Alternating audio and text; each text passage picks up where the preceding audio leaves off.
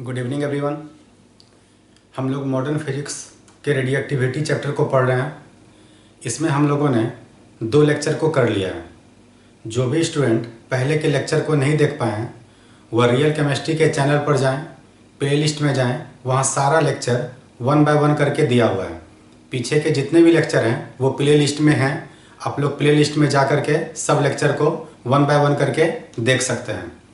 आज के क्लास में हम लोग जो स्टडी करने वाले हैं वो ये देखने वाले हैं कि अल्फ़ा बीटा गामा पार्टिकल के इमिशन का हिंदी है उत्सर्जन। तो अल्फ़ा बीटा गामा के उत्सर्जन से क्या परिवर्तन आता है, अल्फ़ा के निकल जाने से क्या होगा, बीटा के निकल जाने से क्या होगा और गामा के निकल जाने से क्या होगा, इसको हम लोग पढ़ने वाले हैं।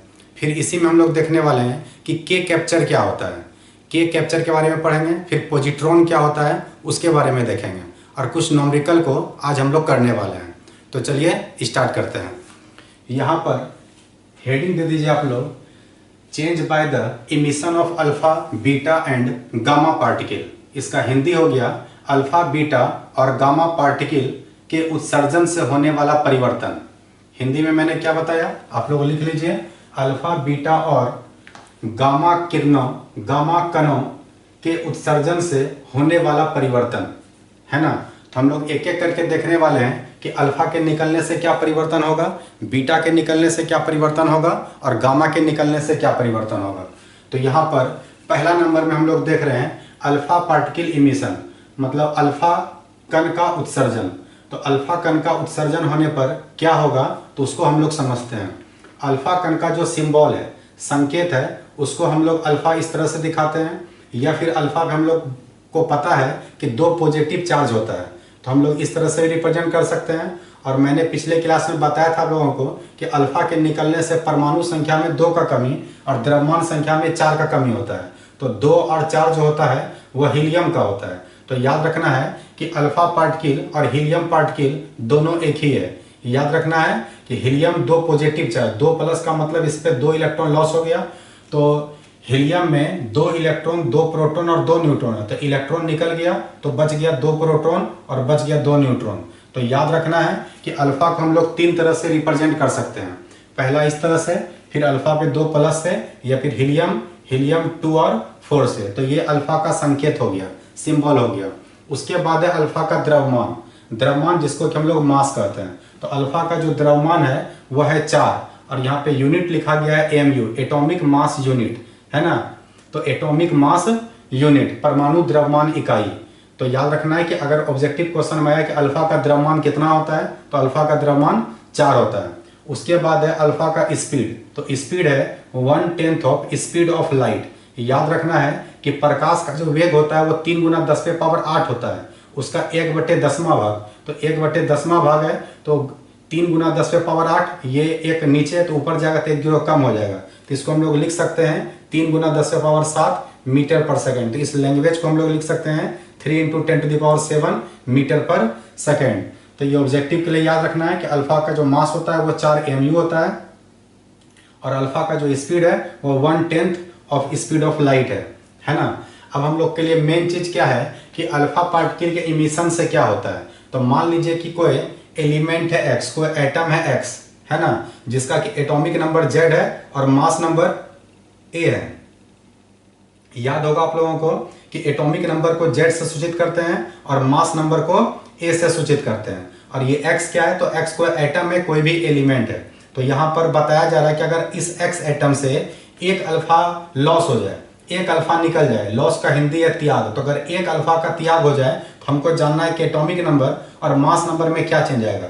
तो मैंने आप लोगों को बताया था पिछले क्लास में कि एक अल्फा के निकलने से परमाणु संख्या में 2 का कमी और द्रव्यमान संख्या में 4 का कमी होता है। तो ये है परमाणु संख्या Z। अगर इससे एक अल्फा निकल गया तो इसका परमाणु संख्या में 2 का कमी हो जाएगा। तो ये Z से बदल जाएगा Z-2 में और द्रव्यमान संख्या में 4 का कमी हो जाएगा। तो ये बदल जाएगा A-4। तो परमाणु संख्या में 2 का कमी हो गया और द्रव्यमान संख्या में 4 का कमी हो गया। तो जो पहले का एलिमेंट है, जब तक कोई पार्टिकल नहीं निकला है तो उसको हम लोग बोलते हैं पेरेंट एटम। पेरेंट एटम मतलब शुरू का, पिता कहा जाएगा इसको। और जब अल्फा निकल गया तो उसका एक नया पार्टिकल बन गया जिसको कि हम लोग Y से रिप्रेजेंट किए हैं। तो याद रखना है कि पेरेंट एटम को X से दिखाते हैं और डॉटर एटम, डॉटर मतलब इसका एक तरह से बच्चा, तो याद रखना है कि इससे जब कोई चीज निकल गया तो उसको डॉटर एटम बोला जा रहा है। तो डॉटर एटम को रिप्रेजेंट कर रहे हैं किससे? वाई से। तो डॉटर एटम का जो एटॉमिक नंबर होगा वो Z-2 होगा और उसका जो मास नंबर होगा वो A-4 होगा। तो अब जो ये 2 और 4 निकला तो न्यूक्लियर रिएक्शन में मैंने बताया था शुरू के लेक्चर में कि एटॉमिक नंबर और मास नंबर बैलेंस रहता है। तो ये बैलेंस कैसे होगा? तो याद रखना है कि 2 जो निकला और 4 जो हुआ तो इसका मतलब ये हीलियम बाहर निकला। तो याद रखना है आप लोगों को ये हीलियम ही अल्फा है, ये हीलियम ही क्या है? अल्फा है। तो यही अल्फा बाहर निकला जिसको कि हम लोग हीलियम के रूप में बाहर किए हैं। तो याद रखना है कि हीलियम का 2 हो गया और यहाँ पे कितना हो गया? 4 हो गया। तो क्या ये बैलेंस है? तो देखिए यहाँ पर एटॉमिक नंबर था Z, तो एटॉमिक नंबर अगर Z है तो यहाँ पर ये माइनस में और ये प्लस में, ये 2 कट जाएगा तो Z बच जाएगा, ये प्लस में ये माइनस में, ये 4 कट जाएगा। तो इसका मतलब न्यूक्लियर रिएक्शन में हमेशा एटॉमिक नंबर और मास नंबर जो होता है वो बैलेंस होता है। अब याद रखना है कि अगर ये लॉस किया है तो इसका मतलब एनर्जी बाहर निकला होगा। तो यहाँ पर एनर्जी को Q से दिखाया गया। तो यहाँ पे Q क्या है? तो याद रहे कि यहाँ पे Q जो ये एक एनर्जी है। याद रखना है आप लोगों को कि जब कोई रिएक्शन होता है तो एनर्जी रिलीज होता है। तो एनर्जी जो रिलीज हुआ है यहाँ पर Q से दिखाया गया। मैंने बताया था आप लोगों को कि अल्फा बीटा गामा पार्टिकल वही बाहर करता है जो अनस्टेबल एटम होता है। अनस्टेबल एटम स्टेबल होने के लिए ये अल्फा बीटा गामा रे को क्या करता है? रिलीज करता है। तो इसका मतलब ये अनस्टेबल है और ये जो अनस्टेबल होगा उसका एनर्जी लेवल हाई होगा और जैसे ये अल्फा बीटा या गामा को रिलीज करेगा तो ये स्टेबल होगा और स्टेबल होगा तो इसका एनर्जी कम होगा। तो स्टेबल याद रखना है कि पहले एरो के पहले वाला मतलब पेरेंट एटम का एनर्जी लेवल हमेशा ज्यादा होगा और डॉटर एटम का जो एनर्जी लेवल होगा वो हमेशा कम होगा। तो ये एनर्जी जो बाहर निकाला वो एनर्जी किस रूप में बाहर निकाला? तो वो एनर्जी निकाला है Q के रूप में। तो ये आप लोगों को याद रखना है रिएक्शन। इतना बात आप लोगों को याद रखना है किसके बारे में? अल्फा पार्टिकल के बारे में। तो याद रखना है कि अल्फा का मास 4 mu होता है। अल्फा का जो स्पीड होता है वो 1/10 ऑफ स्पीड ऑफ लाइट होता है जिसको हम लोग 3 × 10⁻7 कहते हैं। और ये रिएक्शन याद रखना है कि एटॉमिक नंबर में 2 का कमी होता है और मास नंबर में 4 का कमी होता है। शुरू वाला एटम जो है, शुरू वाला जो एटम है इसको हम लोग पेरेंट एटम कहते हैं। शॉर्ट में इसको हम लोग Pa बोल सकते हैं, है ना। शॉर्ट में क्या बोलेंगे? Pa, बार बार नहीं लिखेंगे तो याद रखना है कि शॉर्ट में इसको हम लोग Pa बोलेंगे और डॉटर एटम हो जाएगा Da। तो याद रखना है एक है डॉटर एटम। तो डॉटर एटम एरो के बाद मतलब प्रोडक्ट के साइड में होगा और पेरेंट एटम जो होगा वो रिएक्टेंट के साइड में होगा, है ना। तो अभी हम लोग देखें किसका इमिशन? अल्फा का इमिशन। अब हम लोग किसको देखेंगे? बीटा को देखेंगे। तो पहले आप लोग इसको नोट डाउन कीजिए। तो अभी हम लोग देख लिए अल्फा पार्टिकल का इमिशन। अब हम लोग देखने वाले हैं बीटा पार्टिकल का इमिशन कि बीटा के निकलने से, बीटा के उत्सर्जन से एटॉमिक नंबर और मास नंबर में क्या चेंज आ सकता है। इसको पढ़ने से पहले एक क्वेश्चन का जवाब दीजिए आप लोग। अल्फा बीटा गामा पार्टिकल जो बाहर निकलता है वो निकलता है न्यूक्लियस से। न्यूक्लियस मतलब नाभिक से। तो नाभिक से अल्फा बीटा गामा पार्टिकल बाहर निकलता है। तो आप लोग ये बताइए कि नाभिक पर पॉजिटिव होता है या नेगेटिव। तो मैंने आप लोगों को बताया था कि नाभिक में 2 कण है, प्रोटॉन और न्यूट्रॉन। तो चूंकि प्रोटॉन नाभिक में रहता है इस कारण से नाभिक पर पॉजिटिव चार्ज होता है। तो याद रखना है आप लोगों को कि नाभिक पर पॉजिटिव चार्ज है। तो क्वेश्चन ये है कि नाभिक से अल्फा निकला, ये तो समझ में आया कि अल्फा पे भी पॉजिटिव और नाभिक पे भी पॉजिटिव। तो नाभिक में प्रोटॉन था इस कारण से अल्फा बाहर निकला, लेकिन नाभिक से बीटा बाहर क्यों निकला? नाभिक से बीटा बाहर कैसे निकला? बीटा पे तो निगेटिव होता है और हम लोगों को पता है कि नाभिक पे पॉजिटिव होता है। तो अगर न्यूक्लियस पे पॉजिटिव चार्ज है तो उससे निगेटिव पार्टिकल कैसे बाहर निकल सकता है? आप लोग क्वेश्चन समझ पाए? क्वेश्चन ये है कि ये जो न्यूक्लियस है इस न्यूक्लियस पे पॉजिटिव है। ये पॉजिटिव क्यों है? क्योंकि इसमें प्रोटॉन भी है और इसमें न्यूट्रॉन भी है। तो प्रोटॉन पे पॉजिटिव है इस कारण से न्यूक्लियस पे भी पॉजिटिव है। तो इसका मतलब अगर न्यूक्लियस पे पॉजिटिव है तो इससे अल्फा निकला, क्योंकि अल्फा पे 2 पॉजिटिव है। तो पॉजिटिव से पॉजिटिव बाहर हुआ, ये समझ में आया। लेकिन इस अगर अल्फा पे पॉजिटिव है तो इससे बीटा क्यों बाहर निकल रहा है? बीटा पे कौन सा चार्ज होता है? निगेटिव। और न्यूक्लियस में एक भी पार्टिकल निगेटिव नहीं है। न्यूट्रॉन जो है ये न्यूट्रल है और प्रोटॉन जो है ये पॉजिटिव है। तो अगर इसमें कोई निगेटिव पार्टिकल है ही नहीं न्यूक्लियस में तो फिर बीटा निगेटिव मतलब इससे निगेटिव पार्टिकल कैसे बाहर हो पा रहा है? तो आप लोग सोचिए इसके बारे में कि निगेटिव पार्टिकल कैसे बाहर हो पा रहा है ना। तो बहुत लोगों को इसका आंसर पता नहीं होता है, पर आज आप लोग इसको समझ जाएंगे कि न्यूक्लियस से निगेटिव पार्टिकल कैसे बाहर होता है। हम लोग को यह जानना है कि न्यूक्लियस पे अगर पॉजिटिव चार्ज है तो इससे निगेटिव पार्टिकल कैसे बाहर हुआ। तो चलिए हम लोग सीख रहे हैं अभी यहाँ पर। यहाँ पर अब हम लोग सीखने वाले हैं बीटा पार्टिकल इमिशन, हिंदी हो गया बीटा कण का उत्सर्जन। तो हम लोग जानने वाले हैं कि बीटा कण का उत्सर्जन पर किस तरह से होता है। तो सबसे पहले इसका संकेत, सिंबल, तो संकेत ये बीटा पर निगेटिव चार्ज होता है। बीटा पे निगेटिव चार्ज क्यों होता है? क्योंकि बीटा इलेक्ट्रॉन है। याद रहे बीटा जो है वो क्या है? इलेक्ट्रॉन है। अब सोचने वाला बात यह है कि न्यूक्लियस में तो इलेक्ट्रॉन होता नहीं है, तो फिर ये इलेक्ट्रॉन बाहर कैसे हो रहा है? न्यूक्लियस में इलेक्ट्रॉन नहीं होता, न्यूक्लियस से ही निकल रहा है तीनों, अल्फा भी, बीटा भी और गामा भी। तो इसका मतलब न्यूक्लियस में निगेटिव कण है नहीं, फिर भी निगेटिव निकल रहा है। तो समझेंगे अभी हम लोग कि कैसे निकल रहा है। तो याद रखना है कि बीटा माइनस या फिर ई माइनस, और या फिर हम लोग दिखा सकते हैं ई -1 और 0। याद रखना है इलेक्ट्रॉन पर चार्ज -1 होता है, इलेक्ट्रॉन का जो चार्ज है वो -1 होता है, और द्रव्यमान इतना कम होता है कि उसको हम लोग 0 मान लेते हैं, है ना। तो इस तरह से याद रखना है कि इलेक्ट्रॉन का द्रव्यमान 0 नहीं है, ये इतना कम है कि इसको 0 माना गया। इलेक्ट्रॉन का द्रव्यमान कितना होता है? तो इलेक्ट्रॉन का द्रव्यमान यहाँ पर हमने लिखा है 9.1 गुना 10⁻−31 kg, 10⁻−31 मतलब ये बहुत ही छोटा है। याद रखना है कि बहुत ही कम द्रव्यमान होता है। याद रखना है कि अगर आपसे पूछा जाएगा कि सबसे कम द्रव्यमान किसका होता है, तो याद रखना है कि सबसे कम द्रव्यमान इलेक्ट्रॉन का होता है। ठीक है, तो यहां पर मास हो गया 9.1 गुना 10⁻−31 किलोग्राम। अब यहां पर तीसरा नंबर पर है स्पीड, है ना, स्पीड। तो स्पीड इसका कितना होता है? तो nearly equal to speed of light, मतलब स्पीड ऑफ लाइट के लगभग बराबर होता है, पूरा रूप से बराबर नहीं होता है, कुछ कम होता है।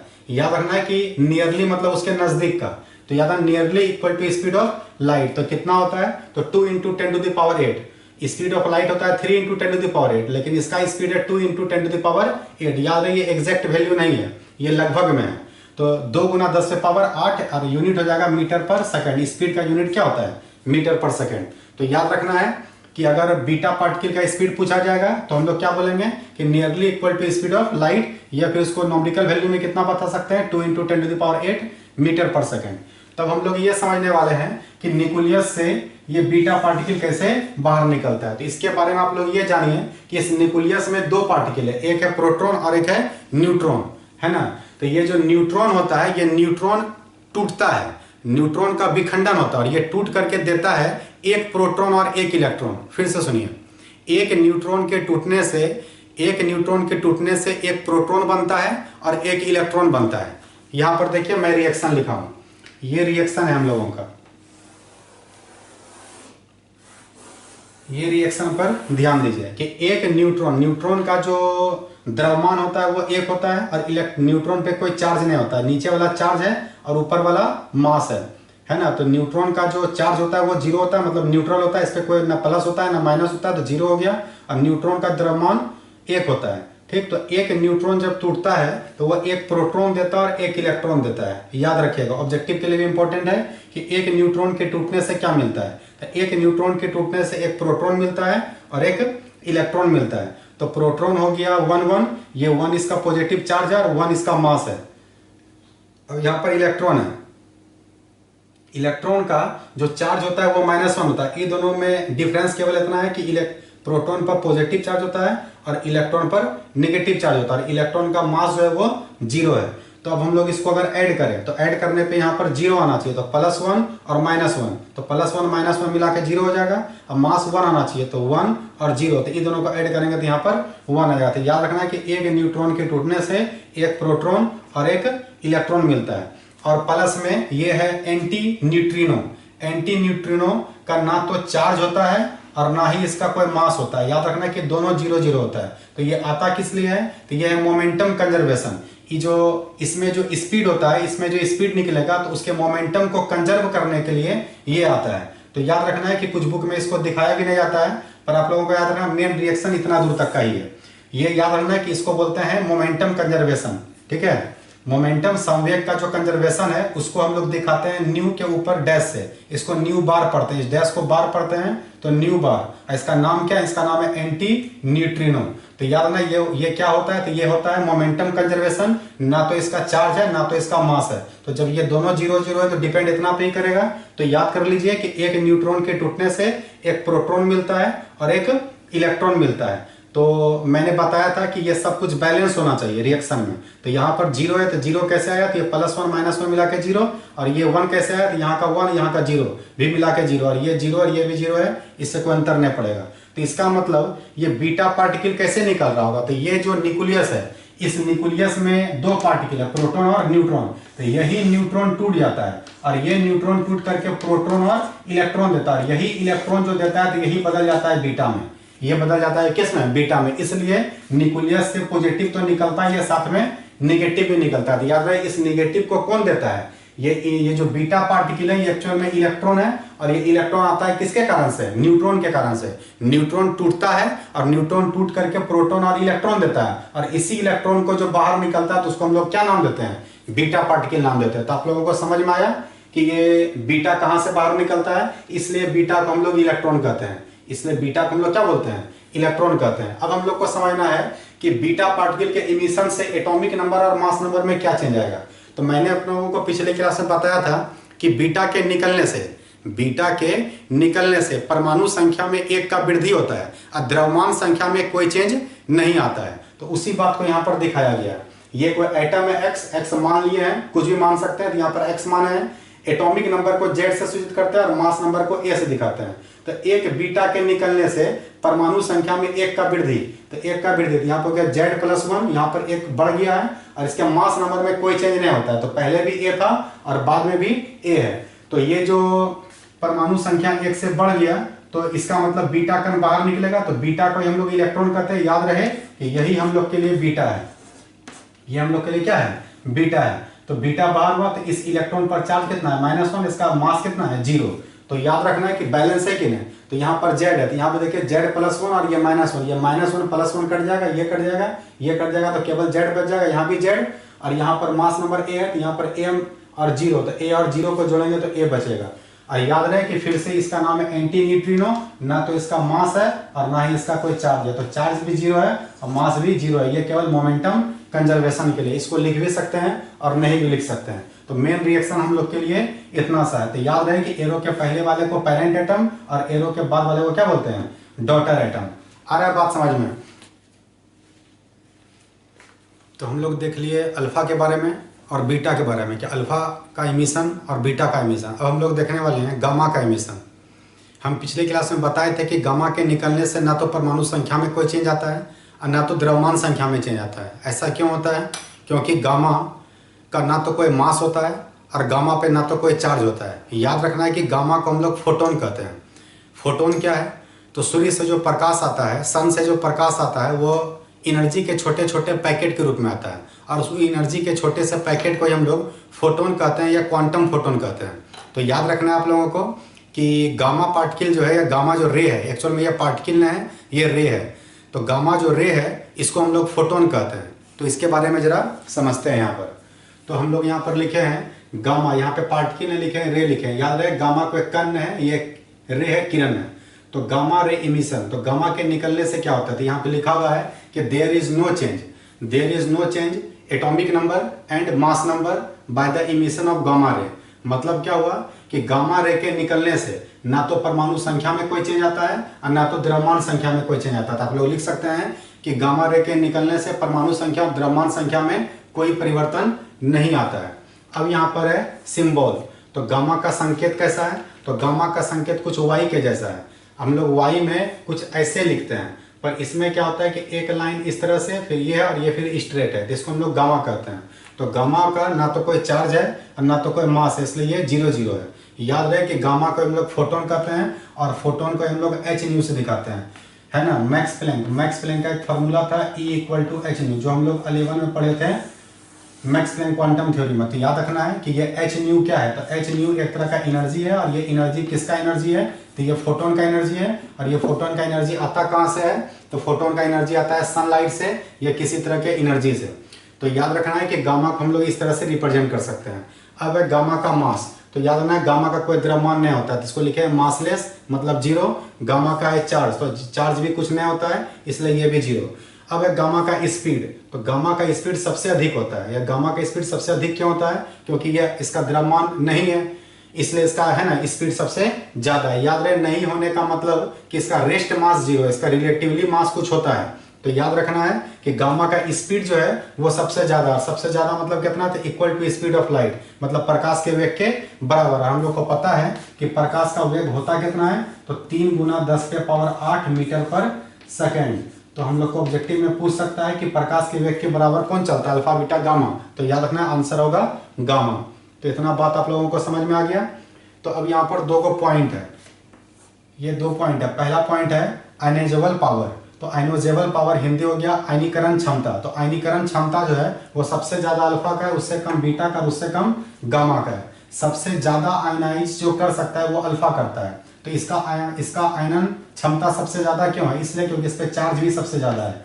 याद होगा आप लोगों को कि अल्फा पे 2 प्लस होता है, बीटा पर 1 माइनस होता है, और गामा पे कोई चार्ज नहीं है। तो जिसका ज्यादा चार्ज होगा उसका आयनोजेशन पावर भी सबसे ज्यादा होगा। तो याद रखना है कि इस पर 2 पॉजिटिव, इस पे 1 निगेटिव, तो चार्ज तो इसी पे ज्यादा है, तो इसका आयनीकरण क्षमता ज्यादा है।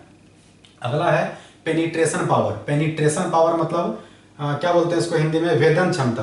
वेदन क्षमता मतलब कौन ज्यादा किसका वेदन क्षमता ज्यादा है, कौन आर पार जल्दी जा सकता है। तो याद रखना है कि वेदन क्षमता अल्फा का कम है, इससे ज्यादा बीटा का, और सबसे ज्यादा किसका है, गामा का है। तो इसका भेदन क्षमता सबसे ज्यादा क्यों है, तो हम लोग को पता है कि ये सबसे तेजी में जाता है। तो अगर ये सबसे तेजी में जाएगा इसलिए इसके भेदने का क्षमता जो होगा वो ज्यादा होगा, इसका पेनिट्रेशन पावर ज्यादा होगा। तो याद रखना है आप लोगों को कि सबसे ज्यादा पेनिट्रेशन पावर किसका है, तो सबसे ज्यादा पेनिट्रेशन पावर जो है वो गामा का है।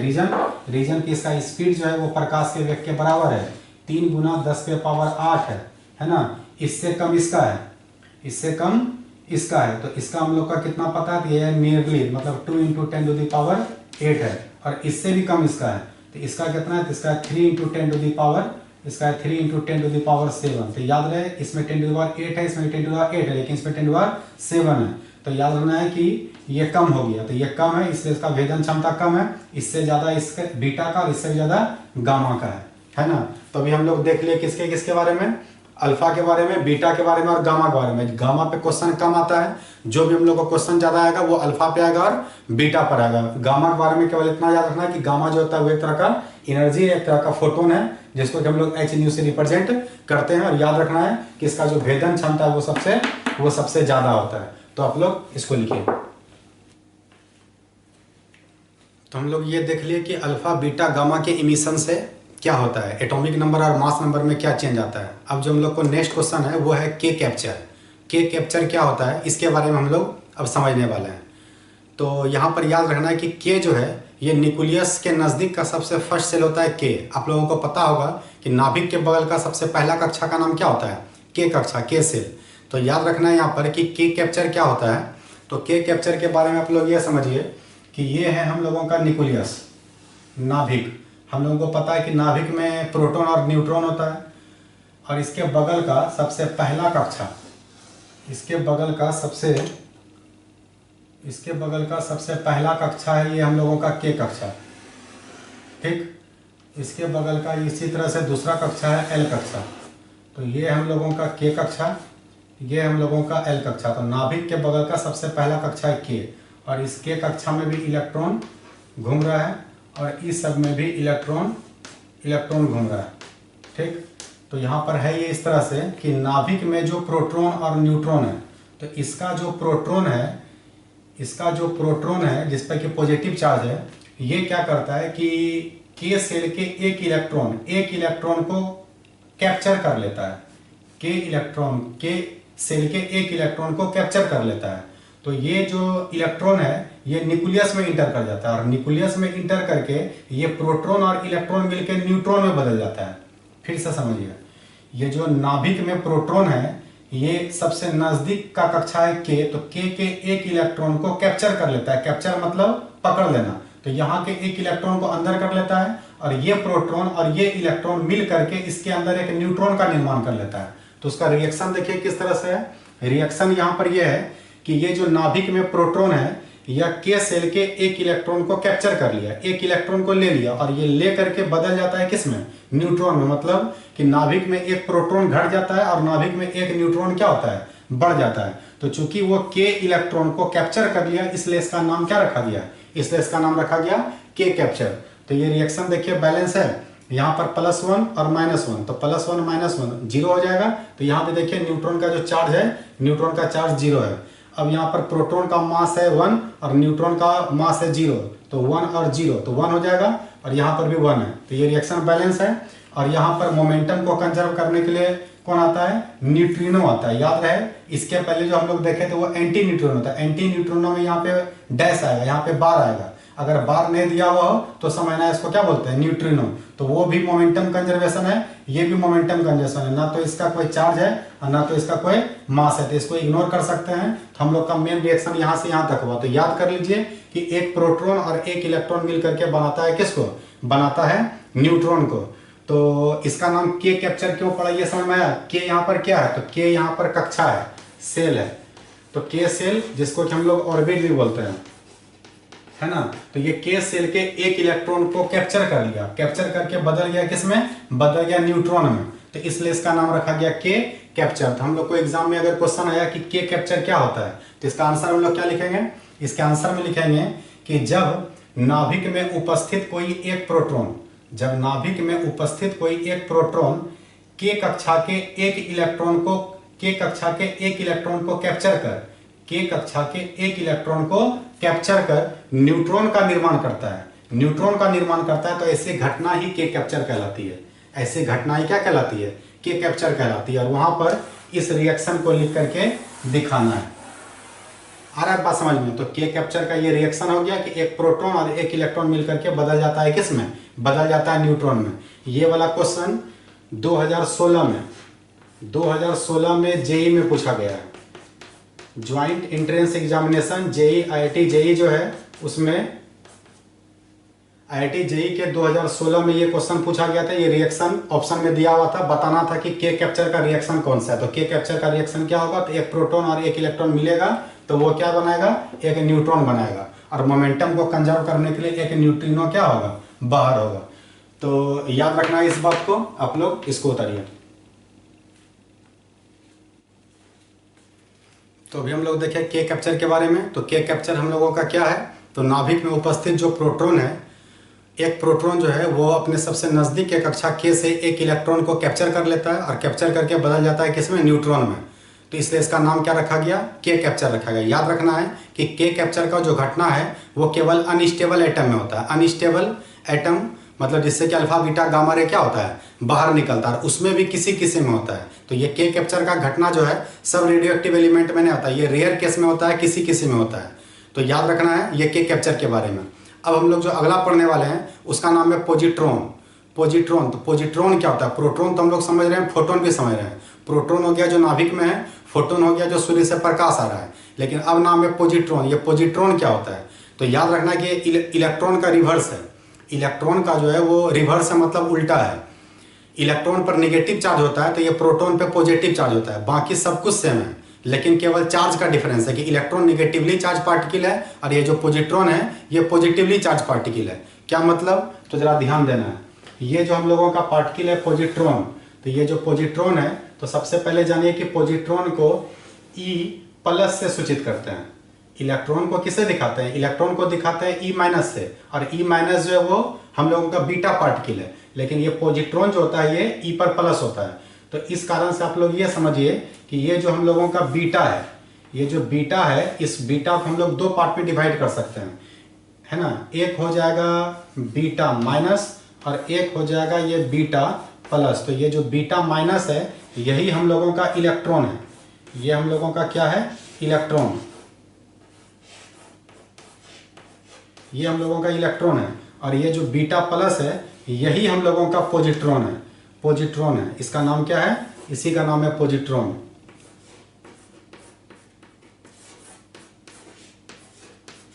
तो इसका नाम हो गया पोजिट्रॉन। इसका मतलब ये जो बीटा है ये दो तरह का होता है, एक बीटा माइनस और एक बीटा प्लस। तो बीटा माइनस इलेक्ट्रॉन होता है ना, जिसका नाम इलेक्ट्रॉन हो गया, और बीटा प्लस जो है वो पोजिट्रॉन है। तो इसको हम लोग दिखाते हैं E+ और E- से। तो कोई पूछेगा पोजिट्रॉन क्या है, तो बोलेंगे इलेक्ट्रॉन का रिवर्स है। अगर इलेक्ट्रॉन में माइनस है तो इस पर प्लस है। इलेक्ट्रॉन को हम लोग कैसे दिखाते हैं? इलेक्ट्रॉन को दिखाते हैं -1 और 0 से। इसका चार्ज -1 और मास 0। तो हम लोग पोजिट्रॉन को कैसे दिखाएंगे? तो पोजिट्रॉन को दिखाएंगे +1 और 0 से। दोनों में डिफरेंस केवल इतना है कि ये नेगेटिव पार्टिकल है और ये पॉजिटिव पार्टिकल है। तो इतना सा बात आपको याद रखना है किसके बारे में, पॉजिट्रॉन के बारे में, कि पॉजिट्रॉन का सिंबल E+ होता है ना, और ये इलेक्ट्रॉन का रिवर्स होता है। तो जितने भी तरह का पार्टिकल था हम लोग इसको देख लिए। अब जो हम लोग का नेक्स्ट टॉपिक है उसका नाम है group displacement law. Group displacement law, ठीक है, जिसको कि हम लोग शॉर्ट में क्या लिख सकते हैं, शॉर्ट में लिख सकते हैं ग्रुप से G, डिस्प्लेसमेंट से D और लॉ से L, तो बन गया GDL, है ना। तो हम लोग को समझना है जरा कि ये ग्रुप डिस्प्लेसमेंट लॉ क्या होता है, ये ग्रुप क्या होता है। हम लोग को पता है कि ग्रुप अगर आया है तो ये आया होगा पीरियोडिक टेबल से, आवर्त सारणी से। आप लोगों को पता होगा कि आवर्त सारणी में ऊपर से नीचे, टॉप टू बॉटम को ग्रुप कहते हैं। ये हम लोग पढ़ चुके हैं, किस में पढ़ चुके थे, डी ब्लॉक जो हम लोग पढ़ रहे थे। तो डी ब्लॉक में हम लोग देखे थे कि ऊपर से नीचे को हम लोग ग्रुप कहते हैं और बाएं से दाएं को हम लोग पीरियड कहते हैं। तो पूरे आवर्त सारणी में ग्रुप का संख्या कितना, 18 है, और पूरे आवर्त सारणी में पीरियड का संख्या कितना है, तो 7 है। तो हम लोग को उससे मतलब नहीं है। यहाँ पर याद रखना है कि ये ग्रुप डिस्प्लेसमेंट लॉ क्या है, ये एक दूसरे तरह का चीज़ है ना, ध्यान देना है। मान लीजिए कि ये हम लोगों का पीरियोडिक टेबल है,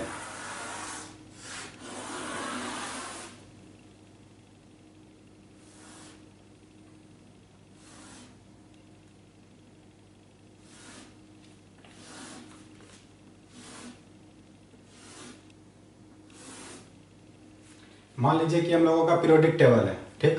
पीरियोडिक टेबल वैसे ऐसा होता ना है, पर अभी हम लोग फिलहाल मान रहे हैं इसको समझाने के लिए। तो हम लोग को जानना है कि ग्रुप डिस्प्लेसमेंट लॉ क्या है। तो यहाँ पर कोई एटम प्रेजेंट है, कोई रेडियो एक्टिव एटम है, कोई रेडियो एक्टिव एलिमेंट है जिसको कि हम लोग पेरेंट एटम कह रहे हैं। पेरेंट एटम मतलब इससे अभी ना तो अल्फा निकला, ना तो बीटा निकला, ना तो गामा निकला, कुछ नहीं निकला है, ठीक। तो ये एक पेरेंट एटम है जो कि रेडियो एक्टिव है, जो कि कैसा है, रेडियो एक्टिव है, जिससे कि अल्फा बीटा गामा रे बाहर निकलेगा। तो मान लीजिए कि इससे एक अल्फा बाहर निकल गया, इससे एक अल्फा बाहर निकल गया, इसका ग्रुप नंबर G है, ग्रुप नंबर अभी पता नहीं है तो मान लिया G है। तो इसका ग्रुप नंबर क्या है, तो ग्रुप नंबर G है। अब हम लोग इससे क्या किए कि एक अल्फा बाहर कर लिया। तो अगर इससे एक अल्फा बाहर किया तो अभी मैंने थोड़ा देर पहले बताया था कि एक अल्फा के निकलने से परमाणु संख्या में 2 का कमी होता है।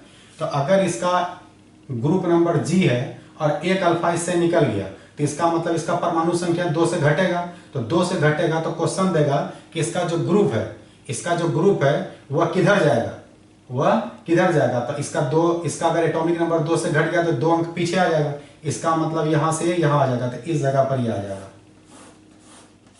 है ना, इस जगह पे आ जाएगा। तो ये पेरेंट था, तो ये हम लोग का हो जाएगा डॉटर एटम। ये पेरेंट एटम, ये डॉटर एटम। यहां से यहां क्यों आया, तो यहां से यहां ये तब आएगा जब ये 1 अल्फा का क्या कर देगा, 1 अल्फा का इमिशन कर देगा।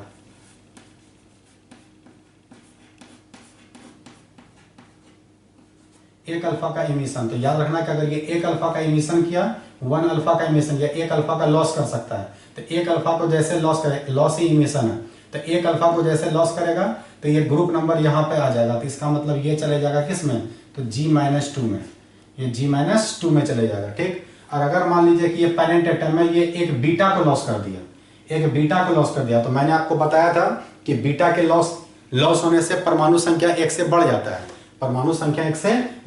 तो इसका मतलब ये आगे चले जाएगा। तो ये हम लोगों का इस रीजन में आ जाएगा, है ना, ये हम लोगों का इस रीजन में आ जाएगा।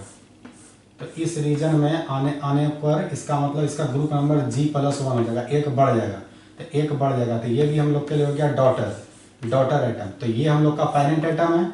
अगर बीटा लॉस किया तो वो यहाँ पहुंचेगा, अगर गामा लॉस किया तो वो यहाँ पहुंचेगा।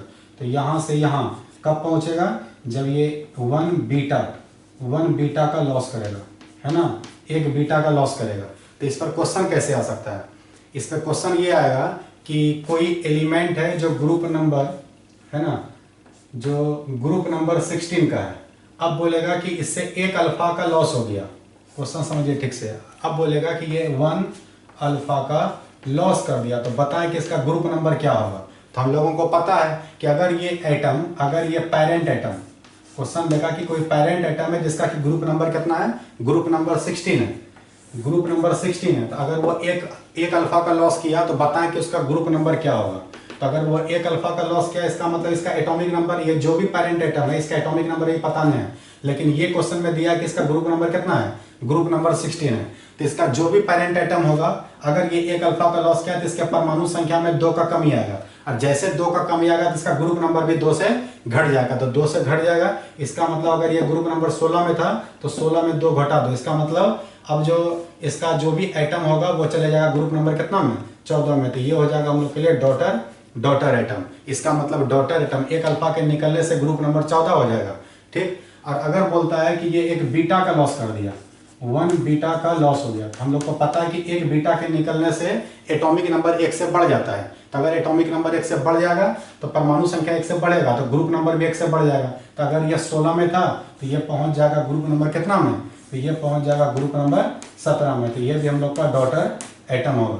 तो पेरेंट एटम अगर 16 में है तो बीटा के निकलने से ये 17 में पहुंचेगा, और अल्फा के निकलने से ये 14 में पूछेगा। तो इस तरह का ऑब्जेक्टिव क्वेश्चन एग्जाम में आता है। तो कैसे बनाना आप लोगों को समझ में आया। तो इसका नाम क्या रखा गया है, ग्रुप डिस्प्लेसमेंट लॉ। डिस्प्लेसमेंट मतलब इधर उधर हो जाता है, ग्रुप चेंज कर जाता है। तो यहाँ पर पेरेंट एटम का ग्रुप नंबर G है, अगर एक निकलेगा तो ये एक किधर चले जाएगा, राइट साइड चले जाएगा, और अगर बीटा आएगा तो वो किधर आ जाएगा, लेफ्ट साइड आ जाएगा। तो ये इंपॉर्टेंट लाइन है, आप लोगों को ध्यान रखना है। तो ग्रुप डिस्प्लेसमेंट लॉ में इसको उतार लीजिए और एग्जाम्पल में आप लोग इसको लिख लीजिए। उतारिए।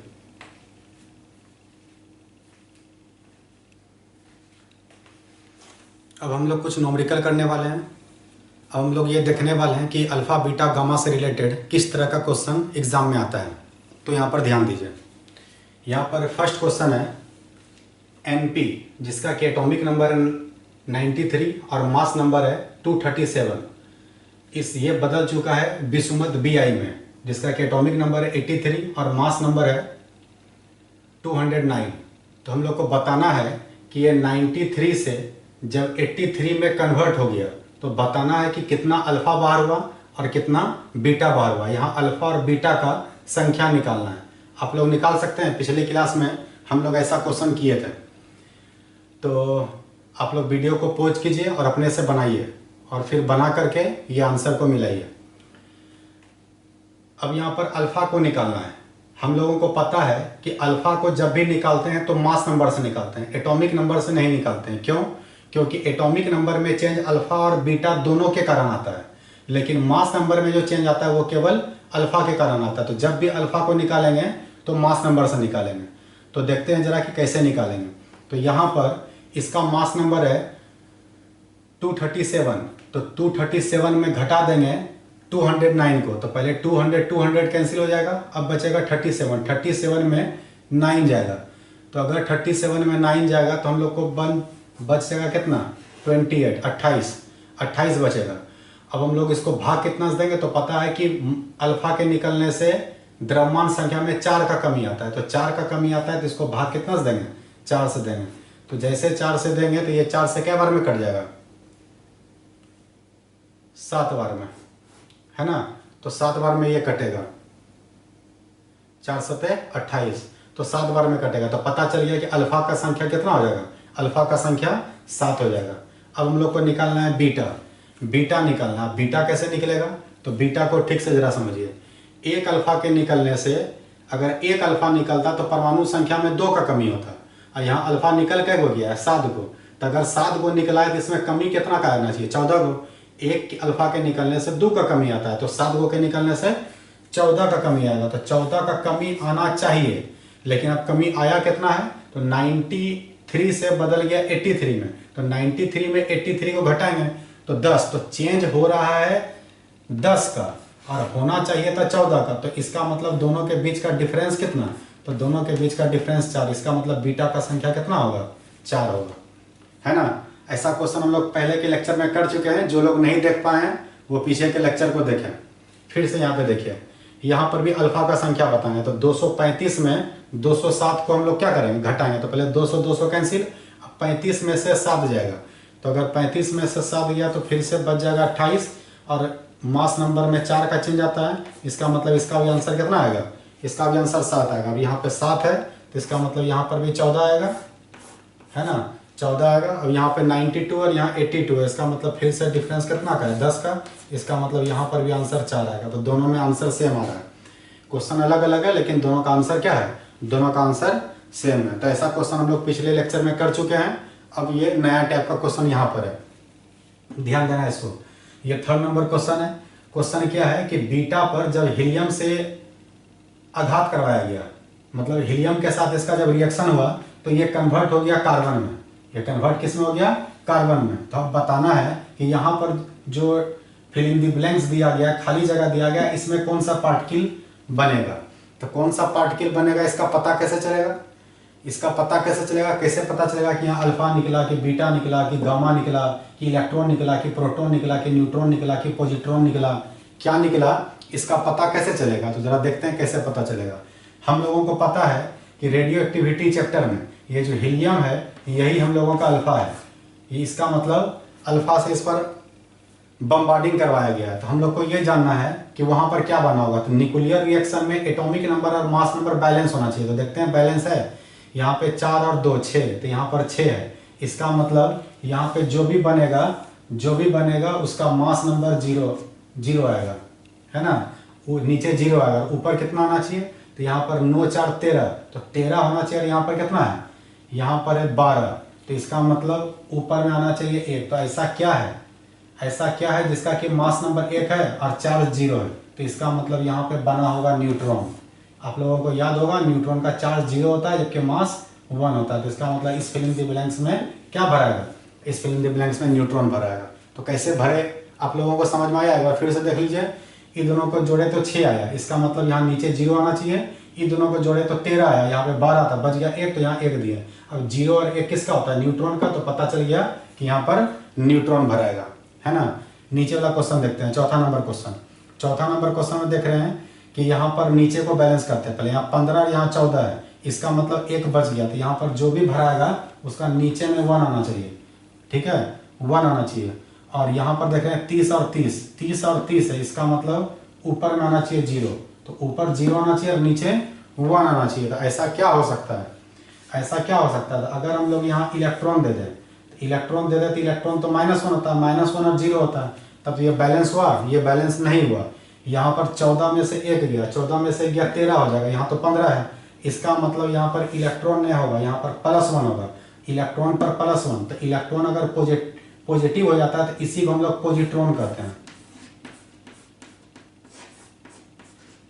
इसका मतलब यहाँ इलेक्ट्रॉन बाहर नहीं हो रहा है, यहाँ पर पॉजिट्रॉन बाहर हो रहा है। पॉजिट्रॉन को हम लोग प्लस से दिखाते हैं, E+ से। तो इसका मतलब इस फिल इन द ब्लैंक्स में क्या भरा रहा है, इस फिल इन द ब्लैंक्स से पॉजिट्रॉन भरा रहा है। याद रहे ये इलेक्ट्रॉन नहीं है। हम अभी बताए थे थोड़ा देर पहले कि बीटा 2 तरह का होता है, एक β- और एक होता है β+। तो ये β+ यहाँ पे भराया है, ठीक है। इसी को हम लोग पॉजिट्रॉन कहते हैं। तो इसका मतलब इसका आंसर होगा पॉजिट्रॉन और इसका आंसर होगा न्यूट्रॉन। तो ये न्यूट्रॉन और ये पॉजिट्रॉन है। तो इस तरह का क्वेश्चन एग्जाम में आ जाता है। तो आप लोग इसको उतारिए।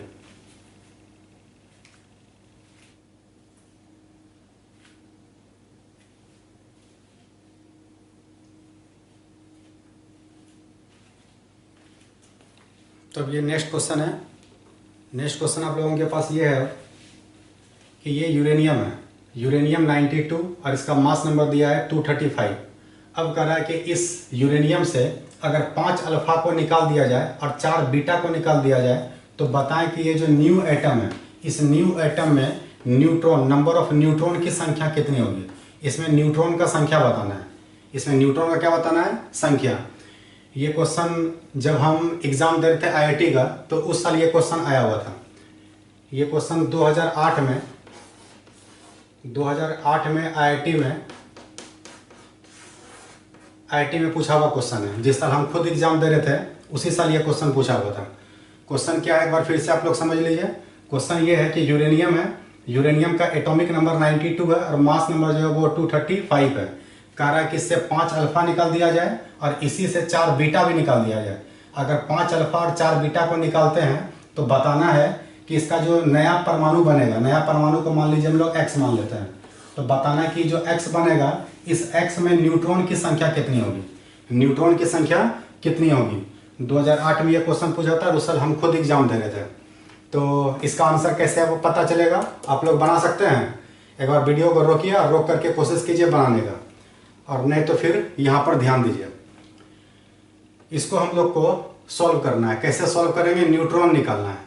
न्यूट्रॉन निकालना है तो न्यूट्रॉन निकालने के लिए सबसे पहले न्यूट्रॉन निकालने का फॉर्मूला क्या है?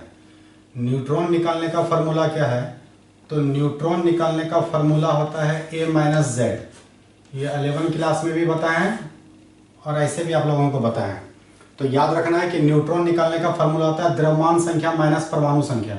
अगर हम लोग मास नंबर में एटॉमिक नंबर को माइनस कर दें तो इसका मतलब हम लोग को न्यूट्रॉन निकल जाएगा। ये न्यूट्रॉन निकालने का फॉर्मूला है। अगर हम लोग को न्यूट्रॉन निकालना है तो मास नंबर और एटॉमिक नंबर पता होना चाहिए। तो ना तो इसका एटॉमिक नंबर पता है और ना तो इसका मास नंबर पता है। तो जब तक ये दोनों पता नहीं रहेगा तब तक इसका न्यूट्रॉन निकल नहीं सकता है। तो कैसे निकालेंगे? तो जरा ठीक से ध्यान देना है।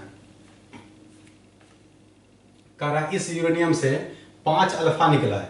हम लोगों को पता है कि 1 अल्फा के निकलने से इसमें 4 का कमी आएगा। द्रव्यमान संख्या में 4 का कमी आएगा 1 के निकलने से। और यहाँ निकला क्या हुआ है? 5 गो। इसका मतलब 5 चौके 20। 1 अल्फा का मान 4 होता है तो 5 चौके 20। इसका मतलब इसमें 20 का कमी आना चाहिए। तो पता चल गया कि 235 में से 20 घटाना पड़ेगा। तो अगर हम लोग 235 में से क्या कर दे, 20 को घटा दे तो कितना बचेगा? 215। तो यहाँ पर बच गया 215। इसका मतलब यहाँ पर 215 आ गया। तो इसका द्रव्यमान संख्या पता चल गया कि 215 होगा। 215 कैसे लाए एक बार फिर से समझ लीजिए। अल्फा के निकलने से इसमें 4 का कमी आता है। तो 5 अल्फा निकला तो 5 चौके 20। इसमें 20 का कमी आना चाहिए। तो 235 में से 20 घटा दिए तो बच गया 215 में से 20 घटा दिया तो बच गया कितना? 215।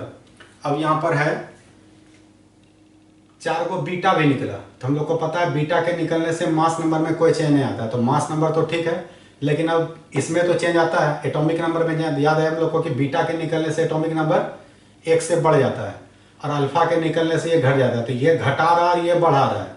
तो अब कैसे पता चलेगा? तो जरा ठीक से समझना। 1 अल्फा के निकलने से ये 2 से घटता है। तो 5 अल्फा के निकलने से ये 10 से घटेगा। तो इसका मतलब इसमें 10 का कमी आना चाहिए। किसके कारण से? अल्फा के कारण से। तो अल्फा के कारण से 10 से कमी आना चाहिए, लेकिन अब 4 को बीटा भी निकला है तो ये 4 बढ़ा देगा। तो 10 में से 10 ये घटाएगा और ये 4 बढ़ाएगा। इसका मतलब इसमें 6 का चेंज आएगा।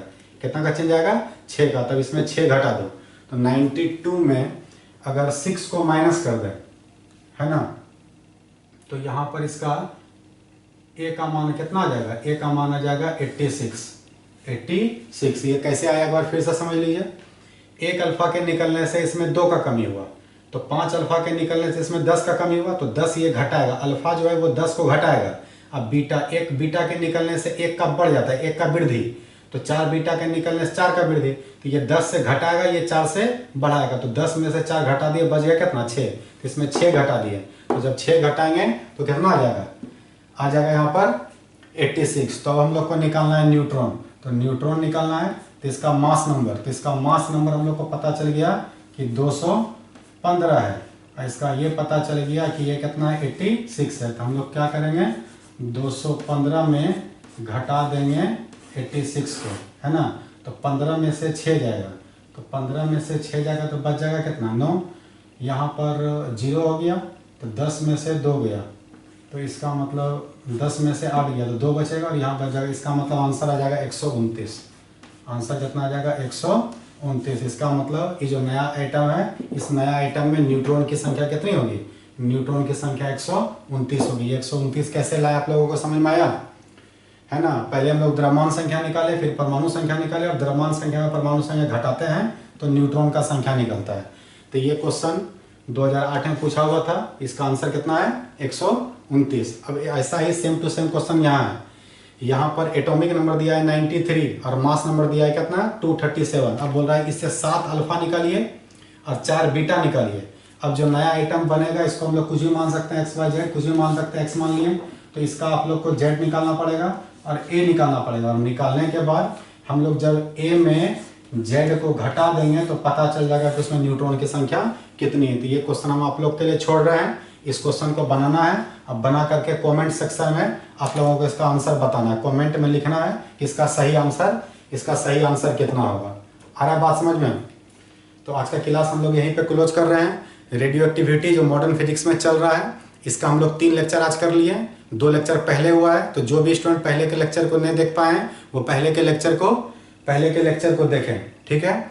इस संडे जो है लाइव क्लास होगा। लाइव क्लास में अभी हम लोग 2 चैप्टर को पढ़ रहे हैं। एक चैप्टर पढ़ रहे थे डी एंड एफ ब्लॉक, जिसमें हम लोग को डी ब्लॉक चल रहा है, वो भी लास्ट है। 1-2 लेक्चर होगा, वो चैप्टर खत्म हो जाएगा और ये चैप्टर में भी 2-3 लेक्चर भी और चलेगा।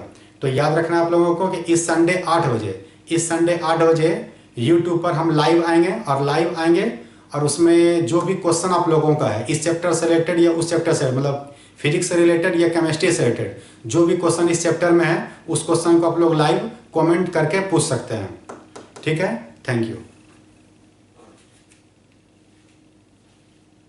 समझ में आया क्या? Like, comment, share and subscribe.